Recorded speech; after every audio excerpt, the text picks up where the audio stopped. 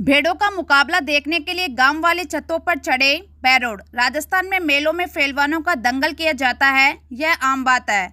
लेकिन पहली बार लोग मेढ़ों नर भेड़ों का दंगल देखकर रोमांचित हो गए। मेढ़ सिर झुकाकर रफ्तार से एक दूसरे की तरफ दौड़ते हुए आए और पूरी ताकत से भिड़ गए।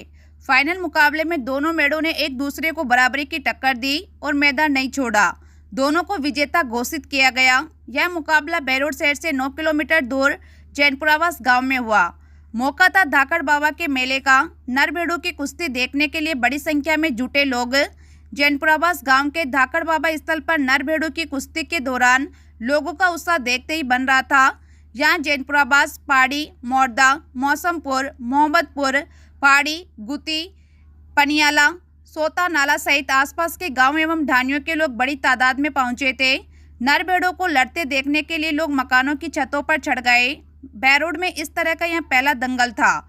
लोगों में दंगल को लेकर चर्चा रही। मेला कमेटी के सदस्य झाबर गुजर ने बताया कि कुल 1.25 लाख रुपए की कुश्ती का आयोजन करवाया गया। इसमें 1100 रुपए के 3 दंगल, 2100 रुपए के 10 दंगल, 2500 रुपए के 5 दंगल, 3100 रुपए के 10 दंगल, 4100 रुपए के 5 दंगल, 5100 रुपए के 10 और 11,000 रुपए के 3 दंगल और 51,000 रुपए का कामड़ा फाइनल दंगल करवाया गया।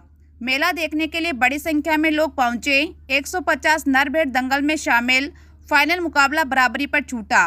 दंगल में कोटपुतली, बैरोड, मुंडावर, बांसुर, झुंझुनू के खेतड़ी और हरियाणा के नारनौल इलाके से भेड़ पालक अपने अपने मेढ़ों के साथ पहुंचे थे। दंगल में 150 मेढ़ों ने हिस्सा लिया। बराबरी से 41 दंगल करवाए गए। 51,000 रुपए का कामड़ा देखने के लिए लोग आखिरी तक जुटे रहे। मैदान में बैरोड के गांव बनैड के मोटाराम अपने मेढ़ के साथ पहुंचे तो तालेडा गांव के कृष्ण तुराना भी दंगल लड़ाने मेढ़ के साथ मैदान में पहुंचे। मोटाराम और कृष्ण के नर भेड़ों ने खूब दमखम दिखाया। दोनों ने कई बार एक दूसरे को टक्कर दी। दोनों में से कोई मेढ़ा मैदान छोड़कर नहीं भागा। ऐसे में नियमों के मुताबिक दोनों को बराबर विजेता घोषित किया गया और मालिकों को 25,500 हजार रुपये की राशि बांटी गई। मेढ़ों की दंगल के लिए एक मैदान बनाया गया था। मैदान में गोलाई में सीमा रखी गई थी।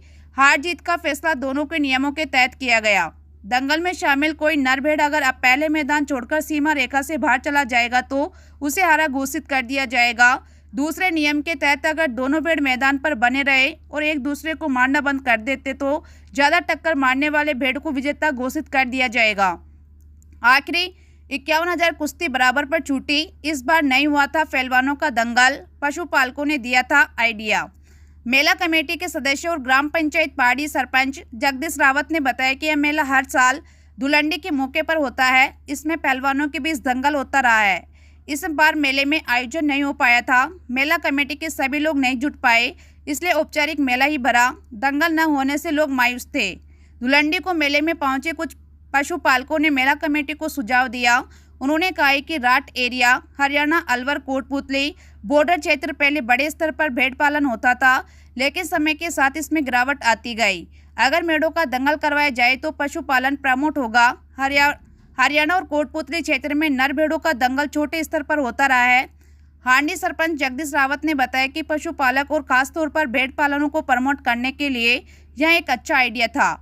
चुनाव का वक्त था, गर्मी भी थी, इसलिए मेला कमेटी ने तय किया कि चुनाव का परिणाम आने के बाद 6 जून को जैनपुरावास में मेढ़ों के दंगल का आयोजन किया जाएगा।